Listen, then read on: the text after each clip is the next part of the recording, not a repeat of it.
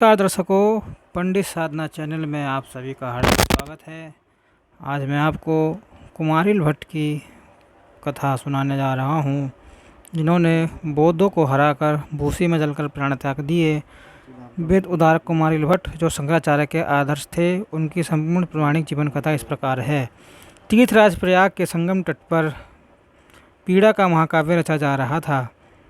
इस दृश्य में माँ गंगा, यमुना और सरस्वती की पावन शीतल जलधाराएं विलन के गीत गा रही थी। सामने तट की बालुका पर धान की सूखी भूसी के दहक प्रवाह में कुमारिल भट्ट का शरीर धीरे धीरे जलता जा रहा था और सामने खड़े थे आंखों में आंसुओं का समुद्र हुए आदि गुरु शंकराचार्य। वैदिक विद्वान कहते हैं कि कुमारिल न होते तो सनातन दर्शन बौद्ध और जैन विद्वानों के हाथों पराजित हो विनष्ट हो जाता। उनके वैदिक मत को बचाने के लिए बौद्ध गुरु से शिक्षा ली, फिर बौद्धों को ही पराजित किया और प्रायश्चित में शास्त्र सम्मत दंड के रूप में स्वयं को भस्म कर लिया। सोचिए कितना नैतिक बल होगा।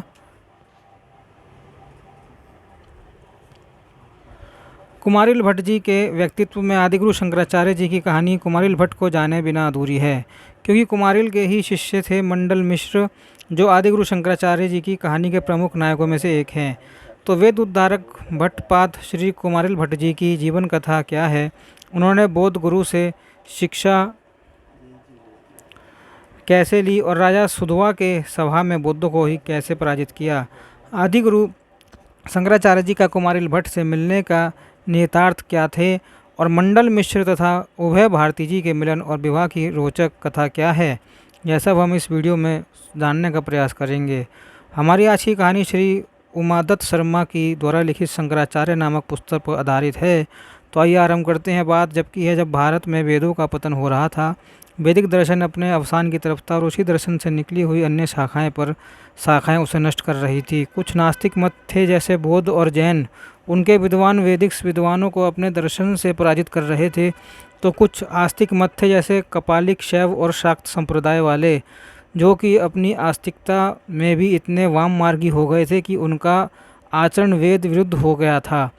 श्री उमादत्त शर्मा जी श्री शंकर दिग्विजय पंथ के ग्रंथ के आधार पर लिखते हैं कि उस समय कपालिक इतने उद्ग्रहित हो गए थे, इतने वामाचारी हो गए थे कि वे ब्राह्मणों के सरों का बलिदान करते थे अपने इष्ट को प्रसन्न करने के लिए, और इस तरह पूरे समाज में वेद विरोधी दर्शन ही प्रमुख हो गया था।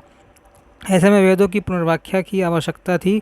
वैदिक दर्शन की खोज थी एक ऐसे नायक की जो उसकी प्रतीक्षा को वापस ला सके, जो उसके पुराने वैभव को लौटा सके और लोगों के सामने उसका असली स्वरूप रख सके। वास्तव में भारत की भूमि पर जितने दर्शन, जितने धर्म अवतरित हुए, उन्हें वैदिक दर्शन से ही अवतरित माना जाता है। जैसे कि बौद्धों के दर्शन का आधार उपनिषद को बताया जाता है, ऐसा वैदिक विद्वान कहते हैं। उन्हीं परिस्थितियों में जब वैदिक दर्शन को अपने उत्थान के लिए एक नायक की खोज थी, तो एक नायक मिले, कुमारिल भट्ट। कुमारिल भट्ट के पिता एक ब्राह्मण थे और वे वैदिक धर्मावलंबी थे। वे पूर्व मीमांसा के विद्वान थे और जैमिनी के दर्शन को मानने वाले थे। उन्होंने कर्मकांड में भी सिद्धि प्राप्त कर रखी थी। बचपन से ही कुमारिल को अपने पिता से इन सभी चीज़ों का ज्ञान मिला हुआ था। कुमारिल भट्ट बड़े ही तीक्ष्ण बुद्धि के थे। यहाँ पर यह स्पष्ट कर देना उचित होगा कि कुमारिल भट्ट जी के जन्म स्थान से संबंधित बहुत सारे विवाद हैं, इसलिए यहाँ पर हम इस विवाद में नहीं पड़ेंगे, क्योंकि विद्वान किसी एक जगह का तो होता नहीं है, वह पूरे समाज का होता है, पूरे देश का होता है, पूरी दुनिया के लिए होता है। हालांकि तिब्बती ग्रंथों में उन्हें दक्षिण देश का बतलाया जाता है। तो कुमारिल भट्ट जी अपने पिता से वैदिक ज्ञान को प्राप्त कर बड़े उद्घट विद्वान हुए थे। इतने तीक्ष्ण बुद्धि के थे कि जो भी चीज़ उन्हें पढ़ाया जाता उन्हें वे याद कर लेते।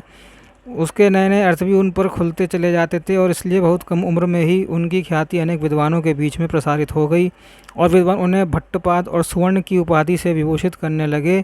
लेकिन कुमारिल भट्ट की विद्वता केवल वैदिक दर्शन में थी। वे बौद्ध और जैन दर्शन को नहीं समझ पाते थे।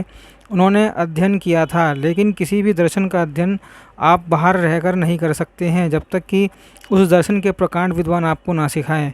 और इसलिए जब कुमारिल भट्ट ने वैदिक दर्शन के उत्थान के लिए बौद्धों से शास्त्रार्थ करना प्रारंभ किया, तो वे वैदिक दर्शन पर उठे हुए आक्षेपों का खंडन तो कर देते, लेकिन शून्यवाद का खंडन नहीं कर पाते थे, बौद्धों के मतों का खंडन नहीं कर पाते थे और वे पराजित होते थे। विद्वान कहते हैं कि बार बार इस प्रकार पराजित होते रहने से युवा कुमारिल भट्ट ने अपने मन में निश्चय किया कि वे बौद्धों के बीच जाकर उनका दर्शन सीखेंगे, उनके ज्ञान को सीखेंगे और फिर उस दर्शन की काट प्रस्तुत करेंगे। यहाँ से कुमारिल भट्ट जी ने जीवन की दो अलग अलग कथाएं प्रसारित हैं।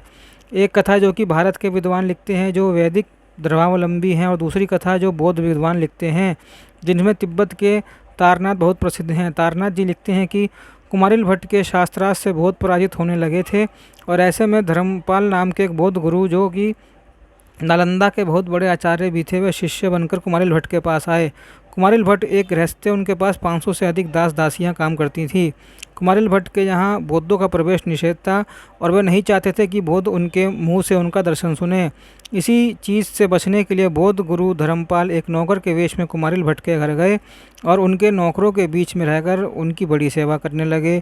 उनकी सेवा से प्रसन्न होकर कुमारिल भट्ट ने उन्हें अपने दर्शन को सुनाने की अनुमति दे दी, और धर्मपाल ने उनके दर्शन को सुना, और जब उनकी गति वैदिक दर्शन में हो गई तो उन्होंने कुमारिल भट्ट को शास्त्रार्थ के लिए ललकारा। कुमारिल भट्ट एक नौकर द्वारा इस प्रकार ललकारे जाने से आश्चर्यचकित रह गए, परंतु उनके पास कोई चारा नहीं बचा था। धर्मपाल के साथ शास्त्रार्थ करने बैठे, और धर्मपाल को वैदिक दर्शन के साथ साथ बौद्ध दर्शन का भी ज्ञान था, इसलिए कुमारिल भट्ट उन्हें पराजित नहीं कर सके, और अंततः प्रतिज्ञा के अनुसार कुमारिल भट्ट ने बौद्ध धर्म अपना लिया।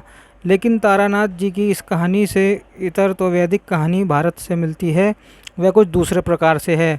कहा जाता है कि कुमारिल भट्ट ने प्रारंभ में बौद्धों को हराने का प्रयत्न किया, लेकिन बौद्ध दर्शन की जानकारी न होने के कारण वे बौद्धों को पराजित नहीं कर सके, और इसलिए उन्होंने बौद्ध दर्शन की शिक्षा बौद्धों से ही लेने की सोची, और वे एक बौद्ध गुरु के वहाँ रहकर शिक्षा प्राप्त करने लगे। इस दौरान अपने गुरु के कहने पर बौद्ध दर्शन के नास्तिक मत के अनुसार उन्होंने ईश्वर के अस्तित्व को नकारा, उसका खंडन किया और बौद्ध दर्शन की शिक्षा लेने लगे। धीरे धीरे वे बौद्ध दर्शन के प्रकांड विद्वान बन गए। अब गुरुकुल में उन्होंने कुछ ही दिन शेष बचे थे। गुरु एक बार अपने सभी पुराने शिष्यों के सामने बैठकर बौद्ध दर्शन का उपदेश दे रहे थे। इसी दौरान को वैदिक दर्शन का खंडन करते हुए उन्होंने वेदों की बुराई करनी प्रारंभ कर दी। वेदों की बुराई जब हद से अधिक बढ़ गई तो कुमारिल भट्ट से यह सुना नहीं गया। वे गुरु को स्पष्ट कुछ बोल भी नहीं सकते थे, इसलिए उनकी आंखों में आंसू की जलधाराएं प्रवाहित होने लगी। अपने इष्ट की बुराई सुनना भी एक पाप ही है, और कुमारिल बहुत समय से इस पाप को करते आ रहे थे। अंततः उनका हृदय इस पाप से भर गया और आंखों में आंसुओं के रास्ते में बाहर निकलने लगा। जब अगल बगल के शिष्यों ने अपने सहपाठी को वेद के विरोध पर इस प्रकार रोते हुए देखा तो वे समझ गए कि यह एक छद्मवेशी बौद्ध है, यह वास्तव में वैदिक धर्म में आस्था रखने वाला कोई विद्वान है। उन्होंने गुरु से यह बात बताई। यहाँ पर गुरु कहीं कहीं धर्म कीर्ति का जिक्र आता है, कहीं कहीं धर्मपाल का आता है, इसलिए हम गुरु के नाम पर नहीं पढ़ते हैं। जब गुरु ने देखा कि यह लड़का रो रहा है तो उन्होंने स्पष्ट रूप से पूछा कि क्या तुम वास्तव में बौद्ध हो या तुम वैदिक मतावलंबी हो। कुमारिल भट्ट के पास झूठ बोलने का अब कोई औचित्य नहीं बचा हुआ था, इसलिए वे गुरु से झूठ बोलकर एक और पाप नहीं करना चाहते थे। उन्होंने बौद्ध दर्शन की सभी विद्याएं सीख ही ली थीं। अब उनका समय भी इस गुरुकुल में पूर्ण हो चला था, इसलिए उन्होंने सत्य कहते हुए कहा कि हाँ, मैं बौद्ध नहीं वैदिक धर्मावलंबी हूँ। यह बात सुनकर गुरु और उनके सहपाठी जो कि बौद्ध दर्शन को मानने वाले लोग थे, जो अहिंसावादी होने का दावा करते थे, वे क्रोध से विभर गए और गुरु ने अपने अन्य शिष्यों से कहा कि इसे इस गुरुकुल की सबसे ऊंची जगह पर ले जाओ और वहाँ से नीचे की तरफ धक्का दे दो। देखते हैं कि इसका वेद या इसका ईश्वर इसकी रक्षा करता है या नहीं करता है। शिष्य गुरु की आज्ञा को मानकर कुमारिल भट्ट को पकड़कर उस गुरुकुल की सबसे ऊंची जगह पर ले गए और वहाँ से नीचे की तरफ गिरा दिया। कुमारिल भट्ट जब नीचे गिरने लगे तो उन्होंने वेदों पर अपनी आस्तिकता दिखाते हुए एक श्लोक बोला। उन्होंने कहा, पतन पतन शोध तालारोहम यदि प्रमाण श्रुतियो भवति जी अस्मिन् पतितो समस्थले माँ जीवने तत्श्रुति मानता गतियानी। कि वे कहते हैं कि यदि श्रुति प्रमाण है तो मैं इस ऊंची जगह से गिरकर भी पृथ्वी पर सकुशल लौट आऊँ और मुझे कोई चोट ना लगे, मेरे प्राण बच जाएं। और ऐसा ही हुआ। वेदों के प्रभाव के कारण कुमारिल भट्ट को बहुत चोट नहीं लगी, उनके प्राण बच गए, लेकिन उनकी एक आँख फूट गई। कुमारिल भट्ट इस बारे में कहते हैं कि बौद्ध दर्शन पढ़ते समय उन्होंने ईश्वर के अस्तित्व का खंडन किया था और गिरते समय भी यदि वेद प्रमाण है, यदि श्रुति प्रमाण है, इस प्रकार का संदेहात्मक वचन कहा था, यदि लगाया था, इसलिए उनकी एक आँख फूट गई। यदि नहीं लगाते तो फिर उन्हें कुछ भी नहीं होता। कुमारिल भट्ट के इस प्रकार बच जाने से वहाँ के शिष्य और गुरु भी बड़े आश्चर्यचकित हुए। उसके बाद कुमारिल भट्ट ने अपने गुरु और अन्य बौद्ध विद्वानों से शास्त्रार्थ किया और उन सबको पराजित करके गुरुकुल को छोड़कर आगे की तरफ बढ़ गए। जब कुमारिल भट्ट आगे की तरफ बढ़े तो रास्ते में जितने भी बौद्ध विद्वानों का गढ़ मिलता था वे उन सभी बौद्ध विद्वानों को पराजित करते गए, लेकिन एक एक कर बौद्ध विद्वानों को पराजित करने में वे अपने जीवन काल में भारत में वैदिक धर्म की स्थापना नहीं कर सकते थे। इसलिए उन्होंने सोचा कि बौद्धों के सबसे बड़े गढ़ में जाकर बौद्ध विद्वानों को हराया जाए, ताकि पूरे भारतवर्ष में संदेश आ जाए कि अब कोई एक नया वैदिक विद्वान आया है जो बौद्धों से, उनके दर्शन के, उनके शून्यवास से डरता नहीं है। और इसी निश्चय को साधने के लिए वे कर्नाटक देश के राजा सुधनवा की राजधानी में जा पहुँचे। सुधनवा एक बहुत बड़े राजा थे, विद्वान राजा थे, और उनके दरबार में विद्वानों का सदा से स्वागत होता आया था। उनके दरबार में किसी भी धर्म, किसी भी मत, किसी भी पंथ को मानने वाले लोग आकर के अपनी विद्वता का परिचय देते थे। वहाँ शास्त्रार्थ होता था, लेकिन उनके दरबार में बौद्धों का प्रभाव सबसे अधिक था।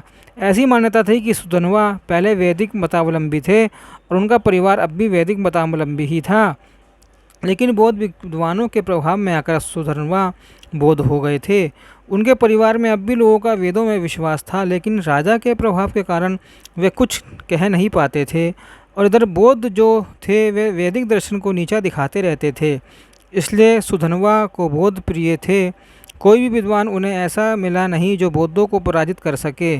तब कुमारिल भट्ट ने सोचा कि वे सुधनवा के राज्य में ही जाएंगे। जब वे सुधनवा के राज्य में पहुंचे और वहां के वैदिक मतावलंबियों से बात की, तो पता चला कि महल में अब भी वेद के मानने वाले लोग हैं। जब भी वहां पर वैदिक मतावलंबी रहते हैं, उन्होंने सोचा कि यदि महल में अपना प्रभाव स्थापित कर लिया जाए तो सुधर्मा के दरबार में पहुंचना बहुत आसान होगा और उस पर अपना प्रभाव जमाना भी अपेक्षाकृत रूप से आसान होगा। यही सोचकर कुमारिल भट्ट महल के बाहर टहलने लगे और विचार करने लगे कि कैसे इस महल से अपनी पैठ बैठाई जाए। परंतु नियति कुमारिल भट्ट के पक्ष में थी। जब वे वैदिक विद्वान के वेशभूषा में महल के बाहर टहल रहे थे, तो महल के अंदर से एक बड़ा ही करुण स्त्री स्वर आया। का गच्छामि किम करोमि को वेदान नहीं, यानी कि कौन जा रहा है, क्या कर रहा है, और वेदों का उद्धार कौन करेगा। यह सुनकर कुमारिल भट्ट ने कहा, मर्चित वारारोहे भट्टाचार्यम मत्स्य भूतले, हे वरोहे, हे स्त्री तुम चिंता मत करो, भट्टाचार्य अभी भूतल पर जीवित है। यह सुनकर उस स्त्री ने उन्हें महल के अंदर बुलाया, उनकी आव भगत की और उन्हें वार्तालाप करने लगी। तत्पश्चात राज परिवार के अन्य सदस्य भी वहां पर आ गए।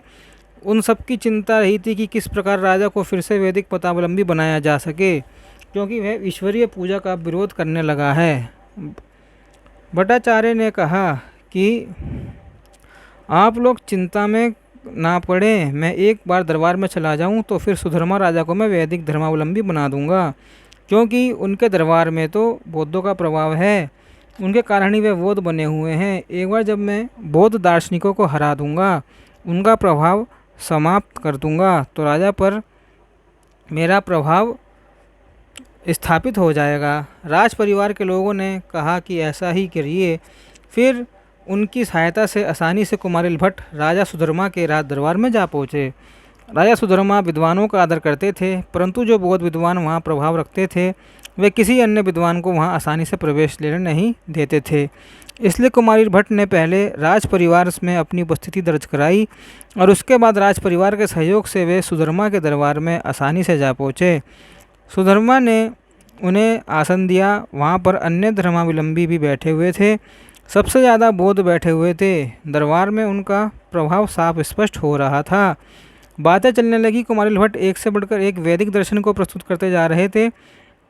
इसी दौरान बाहर से कोयल की आवाज़ आई। कोयल की आवाज़ को सुनकर कुमारिल भट्ट ने एक बड़ा ही गहरा अर्थ वाला श्लोक बोला। उन्होंने कहा कि मलिन्य संगस्ते नीचे काक कुलपिका श्रुति दूषक निराद्र शाल गनियदा भवे, यानी कि इस कोयल की आवाज़ बड़ी मीठी है, परंतु यह श्रुति दूषक यानी कि कठोर ध्वनि वाले कौवों के साथ बोल रही है, इसलिए इसकी आवाज़ की मिठास भी समाप्त हो जा रही है। यदि यह इन कौवों से दूर हो जाए तो फिर उसकी मिठास और अधिक खिलकर सामने आएगी। यहाँ पर श्रुति का अर्थ अलग अलग संदर्भों में अलग अलग है। एक अर्थ में श्रुति दूषक यानी कि वाणी को दूषित करने वाले श्रुति का अर्थ वाणी और यहाँ पर संदर्भ कौवों का है, परंतु दूसरे संदर्भ में श्रुति का अर्थ वेद और उपनिषद है और श्रुति को दूषित करने वाले का अर्थ बौद्धों की तरफ इशारा करता है। हे राजा, आप क्योंकि सुंदर हैं, लेकिन यदि आप इन श्रुति दूषकों से अलग हो जाएंगे, इन बौद्ध विद्वानों से अलग हो जाएंगे, तो आपकी सुंदरता, आपकी विद्वता और खिलकर सामने आएगी। कुमारिल भट्ट के इस गढ़ श्लोक को सुनकर वहाँ बैठे हुए बौद्ध विद्वानों में खलबली मच गई। ऐसा लगा जैसे उनके शरीर में किसी ने आग लगा दी हो। वे तुरंत ही बढ़ चढ़कर कुमारिल भट्ट पर दार्शनिक प्रहार करने लगे और कुमारिल भट्ट मुस्कुराते हुए उन सबका उत्तर देने लगे। फिर तो राजा सुधनवा ने बीच बचाव किया और वह तय किया कि एक नियत समय पर दरबार के बौद्धों के बीच और कुमारिल भट्ट के बीच में शास्त्रार्थ होगा। नियत समय भी आया। कुमारिल भट्ट और दरबार के बौद्ध विद्वानों के बीच शास्त्रार्थ हुआ, परंतु कुमारिल भट्ट के आगे वे बौद्ध विद्वान अधिक समय तक टिक नहीं सके और उन्होंने वहाँ कहा कि हे राजन, हम इस पंडित को नहीं हरा सकते, लेकिन हमारे जो गुरु हैं, जो हमारे उच्च विद्वान हैं, वे अवश्य ही इसके प्रश्नों का उत्तर देंगे और इसे पराजित कर देंगे। आप हमें समय दीजिए। फिर तो राजा ने बौद्धों को समय दिया और एक से एक बौद्ध विद्वान पूरे भारतवर्ष के कोने कोने से वहाँ पर जुटने लगे और कुमारिल भट्ट के साथ शास्त्रार्थ करने लगे। शास्त्रार्थ बहुत समय तक चलता, लेकिन कुमारिल भट्ट बौद्ध विद्वानों के सभी प्रश्नों का समुचित उत्तर देकर उनका मुंह बंद कर देते और फिर बौद्ध दर्शन पर ऐसे ऐसे सवाल उठाते कि बौद्ध विद्वान यानी पीने पर मजबूर हो जाते थे। और जब वह पराजित होकर वहाँ से अपने देश लौटते थे तो वहाँ पर कुमारिल भट्ट की जय जयकार गूंज उठती थी। और इस प्रकार एक राजा के यहाँ बैठकर कुमारिल भट्ट ने भारत के कोने कोने से वैदिक धर्म की विजय पताका फहरा दी। कुमारिल भट्ट की चर्चा चारों तरफ होने लगी। जो लोग कुमारिल भट्ट को जानने लगे, वैदिक धर्म को फिर से एक नया उत्थान मिल गया। लेकिन बौद्ध कहाँ पीछे रहने वाले थे। उन्होंने वामाचारी बौद्धों को बुलवाया, तांत्रिकों को बुलवाया और राजा के सामने एक प्रस्ताव रखा कि यह विद्वान केवल दर्शन की बात करता है, इसके दर्शन में केवल शब्द भरे हुए हैं, यह अर्थ के स्तर पर धरातल पर कुछ नहीं जानता है। हमारे विद्वान इतने ज्ञानी हैं कि आप एक घड़े के अंदर छुपाकर भी कुछ रखिएगा तो वह इसे बता देंगे, परंतु क्या यह बता सकता है। राजा को यह प्रस्ताव पसंद आया। वह आखिर कोई भी दर्शन है, केवल बातें करें तो फिर उस बातों का क्या अर्थ है। और यहाँ पर एक संकेतात्मक अर्थ यह भी निकलता है कि बौद्ध विद्वानों ने कुमारिल भट्ट के सामने सबसे बड़ा प्रश्न यह रखा कि आपके दर्शन का औचित्य क्या है, क्योंकि वैदिक दर्शन बहुत प्राचीन दर्शन था और बौद्धों का मानना था कि यह आज के समय में प्रासंगिक नहीं है।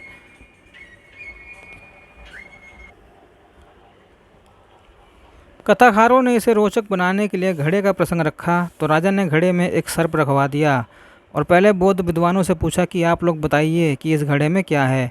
बौद्ध विद्वानों ने एक दिन का समय मांगा। तत्पश्चात राजा सुधर्मा ने कुमारिल भट्ट से पूछा कि आप बताइए कि इस घड़े में क्या है। कुमारिल भट्ट ने एक पत्र लिखकर राजा को दे दिया कि इस पत्र में मैंने उत्तर लिख दिया है, यही इस घड़े में है। आप इस पत्र को तब खोलिएगा जब बौद्ध भी अपना मत प्रस्तुत करेंगे।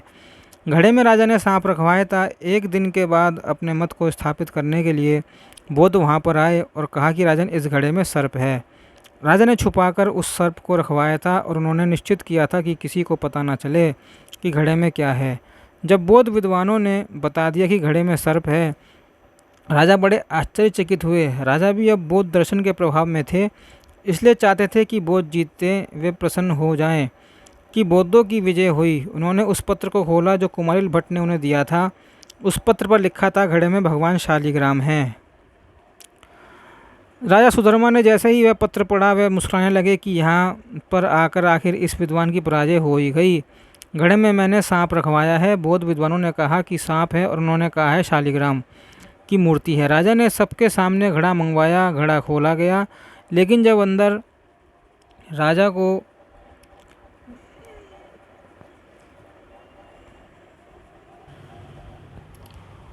देखा, उनके होश उड़ गए। घड़े में कोई सांप नहीं था, बल्कि भगवान शालिग्राम का एक मुस्कुराता हुआ विग्रह रखा हुआ था। यह देखकर राजा समझ गए कि यह विद्वान कोई आम विद्वान नहीं है, बल्कि साक्षात ईश्वर की कृपा है इस पर। और उसके बाद राजा ने वैदिक धर्म को अपना लिया और घोषणा की कि मेरे पूरे राज्य में कोई भी बौद्ध धर्म को नहीं मानेगा और जो मानेगा वह मेरे राज्य से निकल जाए। इस प्रकार कुमारिल भट्ट ने वैदिक धर्म की स्थापना उस समय की जब आदिगुरु शंकराचार्य जी बहुत छोटे रहे होंगे। तत्पश्चात उन्होंने अपनी शिष्य मंडली का विस्तार करना प्रारंभ किया। उन्होंने जैमिनी की पूर्व मीमांसा पर अपनी टीकाएँ लिखीं, वार्तिक रचा। कहते हैं कि कुमारिल भट्ट भाषा के भी मुरग्गे थे। उन्होंने कई भाषाएं आती थी। उनके जितना बड़ा विद्वान उस समय कोई दूसरा नहीं था। उन्होंने अपनी शिष्य परंपरा स्थापित की, जिसमें कि मंडल मिश्र जैसे विद्वान शामिल हैं। और कुमारिल भट्ट ने मीमांसा दर्शन को बढ़ावा देना प्रारंभ कर दिया। उनकी चारों तरफ स्तुति बोलने लगी थी। उसी समय आदिगुरु शंकराचार्य जी भी इस धरती पर अवतरित हुए। बहुत कम समय में ही उन्होंने वेद वेदांत का अध्ययन कर लिया। उनके बाद वे काशी में गए। काशी में जाकर उन्होंने अपनी विद्वता की कीर्ति पताका पूरे विद्युत समाज पर फहराई। तत्पश्चात भगवान विश्वनाथ से चांडाल के रूप में ज्ञान प्राप्त कर वे ब्रह्मसूत्र पर भाष्य लिखने और वेदांत का गढ़ अध्ययन करने बद्रीनाथ गए। बद्रीनाथ की व्यास गुफा में उन्होंने ब्रह्मसूत्र और उपनिषदों पर भाष्य लिखा। जब भाष्य उन्होंने लिख लिया तो उस भाष्य के गढ़ अर्थ को कोई टीकाकार यदि टीका में व्यक्त कर देता तो उसकी प्रसिद्धि और बढ़ जाती।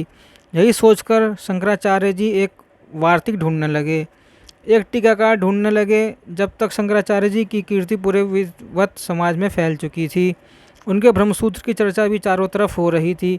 शंकराचार्य जी को विद्वानों ने बताया कि यदि आपको अपने इस महान ग्रंथ पर भाष्य रचवाना है तो आप कुमारिल भट्ट के पास जाइए। उनके जितना बड़ा भाषा मर्मज्ञ कोई नहीं है।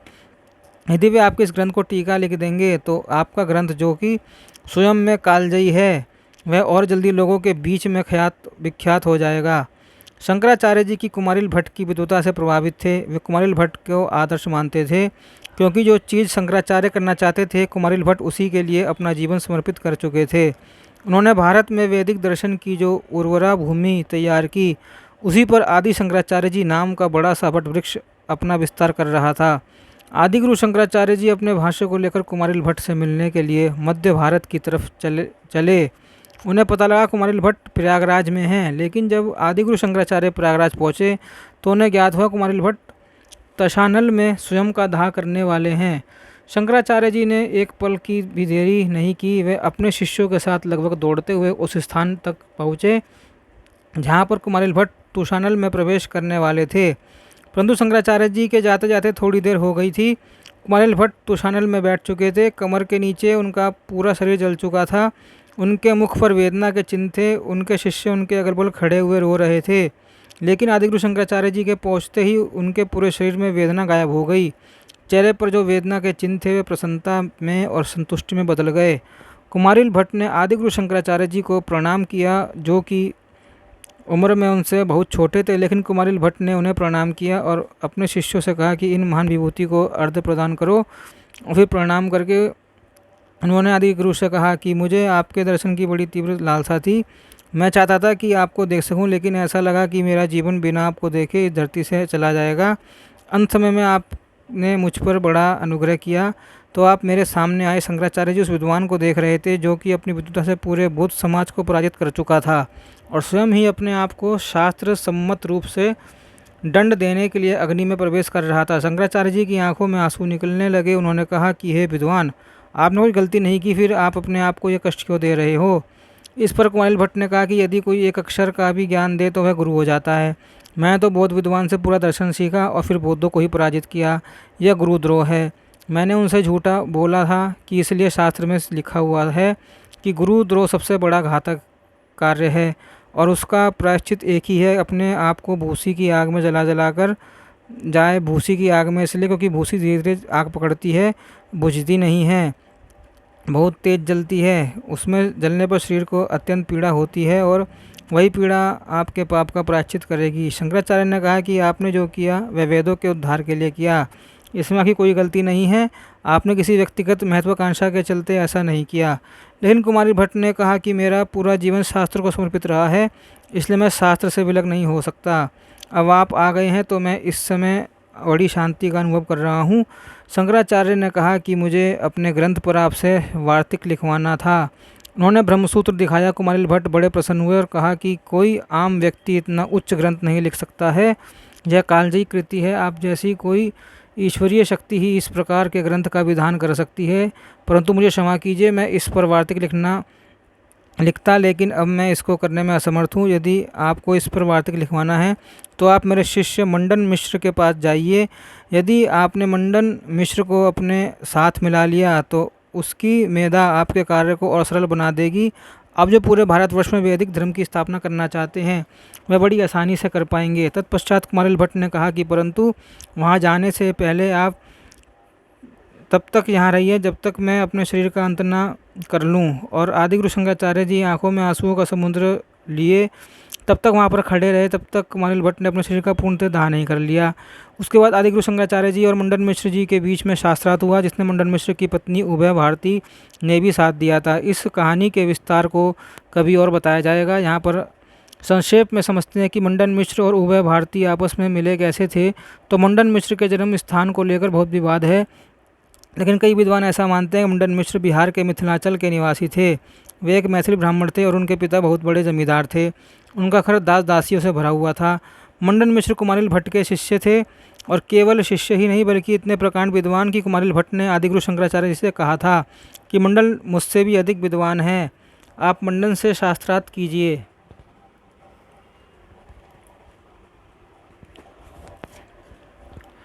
मंडन मिश्र की विद्वता की चर्चा युवावस्था में ही पूरे प्रदेश में फैल चुकी थी, और वही घटना के नज़दीक शरणभद्र नदी के किनारे किसी गांव में विष्णुमित्र नाम के ब्राह्मण के घर सरस्वती नाम की एक पुत्री हुई।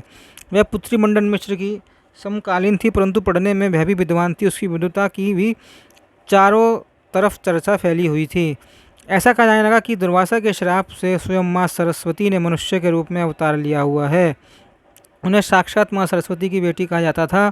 उनका नाम उभय भारती के साथ साथ सरस्वती भी रखा गया था। परंतु यह सब तो उनकी विद्वता के विशेषण थे।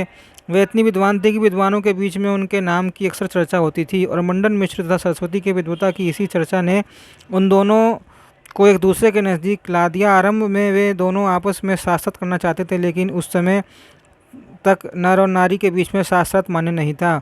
और यही बात शंकराचार्य जी ने भी कहा था कि आप एक स्त्री हैं तो आप मुझसे शास्त्रार्थ कैसे कर सकती हैं। इस पर वह भारती ने उत्तर दिया कि आप वैदिक धर्म का पुनरुत्थान कर रहे हैं, और इस बात को क्यों भूल रहे हैं कि वैदिक काल में याज्ञवल्क्य से गार्गी ने शास्त्रार्थ किया था, राजा जनक से योगिनी सुलभा ने शास्त्रार्थ किया था। हमारे यहाँ पर परंपरा रही है पहले से, यह बीच में बंद हो गई क्योंकि बौद्ध प्रभाव था। अब आप बौद्धिक धर्म की स्थापना कर रहे हैं तो आपको इस परिपाटी को भी जीवंत करना होगा। परंतु मंडन मिश्र जब युवा थे तब तक शंकराचार्य जी ने इस परिपाटी को जीवंत किया नहीं था, इसलिए उन दोनों के बीच में शास्त्रार्थ नहीं हुआ। तब मंडन मिश्र उभय भारती के प्रति प्रेम से भर गए। उनका प्रेम इतना अधिक हो गया कि एक समय में जग से विरक्त हो गए। मंडन मिश्र के पिता विद्वान थे और एक जमींदार थे। जब उन्होंने देखा कि मेरा बेटा जैमिनी शास्त्र पढ़ने के बाद भी विरक्त हो गया था, ग्रस्त नहीं हुआ, तो उन्होंने बड़े खेदपूर्वक स्वर से पूछा कि मंडन ऐसा क्यों है। तब सत्यवादी मंडन मिश्र ने अपने पिता से अपने प्रेम की बात बताई। तब पिता ने कहा कि बस इतनी सी बात है। उन्होंने विष्णुमित्र को पत्र लिखा और कहा कि मेरे विद्वान पुत्र को आपके विद्वान पुत्री से विवाह करना है, क्या आप इसकी अनुमति देते हैं। विष्णुमित्र को भला क्या आपत्ति होती। मंडन मिश्र विद्वान थे, उनका परिवार भी संपन्न था और उनकी समाज में प्रतिष्ठा थी। ऐसा परिवार से कौन पिता अपनी पुत्री का संबंध नहीं करना चाहेगा। विश्वामित्र ने सरस्वती का विवाह मंडन मिश्र से साथ करना स्वीकार कर लिया, और फिर तय समय पर शास्त्रीय विधि से उन दोनों का आपस में विवाह हो गया, और फिर वे दोनों सुखपूर्वक ग्रस्त जीवन रहते हुए वैदिक धर्म की सेवा करने लगे। और जब आदिगुरु शंकराचार्य जी वहाँ पर गए तो उभय भारती ने आदिगुरु शंकराचार्य जी और मंडन मिश्र के बीच में हुए शास्त्रार्थ की मध्यस्थता की और आगे चलकर आदिगुरु शंकराचार्य जी से शास्त्रार्थ भी किया। शास्त्रार्थ के उन प्रश्नों को लेकर हम जल्दी दूसरी वीडियो में उपस्थित होंगे। आखिर उन दोनों के बीच किस बात को लेकर वाद विवाद हुआ, और आदिगुरु शंकराचार्य जी ने कैसे मंडन मिश्र पर विजय हासिल की, और किस प्रकार उन्होंने उभय भारती की जिज्ञासाओं को शांत किया। तो मिलते हैं अगली वीडियो में। जब तक के लिए जय माता रा।